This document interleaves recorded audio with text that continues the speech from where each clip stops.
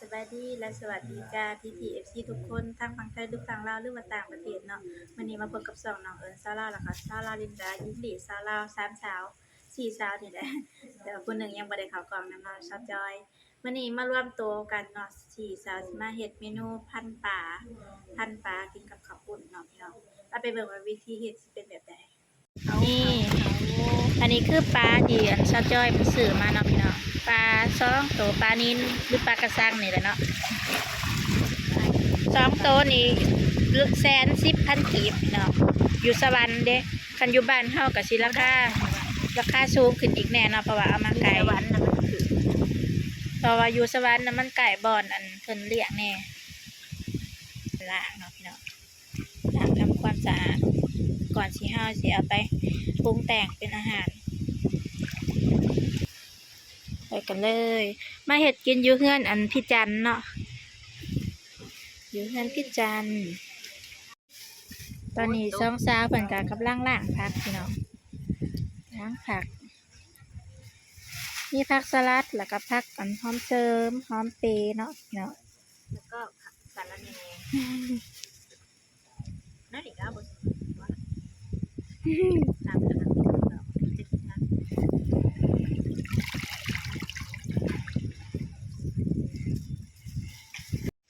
คนทำไมนั้นตอนนี้ซาจอยเพิ่นก็กำลังทำการสิปีกเนาะเพิ่นกำลังยัดฮอดสิไข่เขา เข้าไปในโตปลาโอ้ทุกคนมันคือหยัดมันแข็งเนาะมันนั่นละลายยังบ่ดีปานใดนี่แหละม่วนก่อนติ มันต้ น่ะ องม่วนทุกก่อน ม่วนทบๆแต่ก็ยังหยับเขา นบแล้วบาทนึง ทุก อันนี้มันอยู่ถูกวางบ่ล่ะเนาะมันแข็งเนาะแบบนั้นจะเป็นเลือดที่หยัดลงครั้งแรกนะทุกคนไปเรียนรู้ว่าไปล้างแบบเหมือนน้ำแข็งออกในก่อน ยังมีบ่ ละลายซอสจอยอันหยัดบ่ได้จักเทื่อละสลินไปซอยปากละหน่อยแต่ว่าหยัดคือในปาก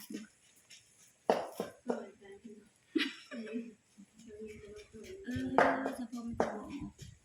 ทำแคบไปวันนั้นนี่ร้อยเนาะหยัดลงเลยได้ต่อเฮ็ดอะไรก็เฮ็ดบ่ขอแค่มันได้จังหน่อยนี่ปุ๊เขาไปน้ำอีกนี่ระวังเด้อระวังน้ำหวานมันก็นี่เฮามีพ่อครัวเฮ็ดแจ่วพี่น้องพ่อครัวหาเฮ็ดแจ่วสูตรอันเพิ่นเคยเฮ็ดเนาะพี่น้องรับรองว่าอร่อยแน่นอนเพิ่นเติมน้ำตาลกับเกลือจักหน่อยเนาะสุดแซ่บบ่ยับอันนี้อย่างตีแต่เราจะปิ้งเหมือนยับแต่เรายังไม่เกล็ดมีแนวผิดว่าขาดเลย น้ำตาลละลาย เสียงกลักเสียงน้ำตาลแจ่วหวานนี่อันนี้ก็คือสิเป็นผักเนาะล้างแล้วเรียบร้อยมีอันผักเสริมแล้วก็อันผักกันหอมอันเปเนาะบ้านเฮาภาษาไทยเอิ้นว่าผักชีใบเลื่อยนี่แล้วทุกคนแล้วเฮาก็อันถอกใส่ถ้วยแล้วก็มาใส่ผักน้ำลังเนาะพี่น้อง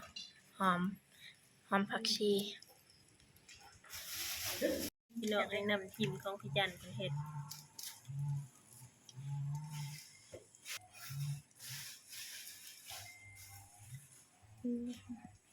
นี่พี่น้องปลาก็สิสุกแล้ววันกุ้มอยู่พี่น้องแต่แซ่บนี่พี่น้องอันนี้น้ำจิ้มเฮ็ดแล้วจ้อยจะไปได้ไปบ่แต่แซ่บก็แต่แซ่บนี่ทุกคนแล้วมาเด้อทุกคนมากินนำกันเด้อแจ่วก็มี3แบบเนาะผักแล้วก็มีข้าวปุ้นมาเด้อทุกคนกินนำกันกินหลายคนก็แซ่บพี่น้อง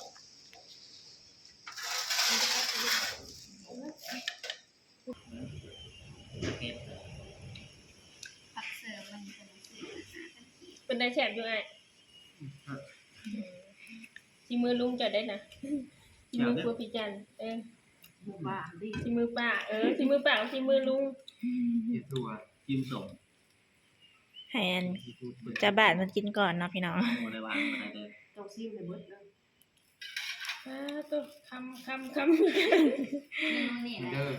เมนูนี่นะบ่เหมาะกับบ่าวผู้สาวคบกันใหม่เพราะว่ามันได้อาปากกว้าง หมกกลางเลยเนาะ มาเด้อแซ่บๆกันพี่น้องเมนูนี่นะดนๆเด็กกินเถื่อเนาะพี่น้องเพราะว่าต้องกินหลายๆคนจังแซ่บกินแล้วล่ะทุกคนเมื่อบัดนี้จังได้ก็ขอบใจซอจ้อยละลายเด้อซอจ้อยเอ้ย จะภาพจงเจริญนะพี่น้อง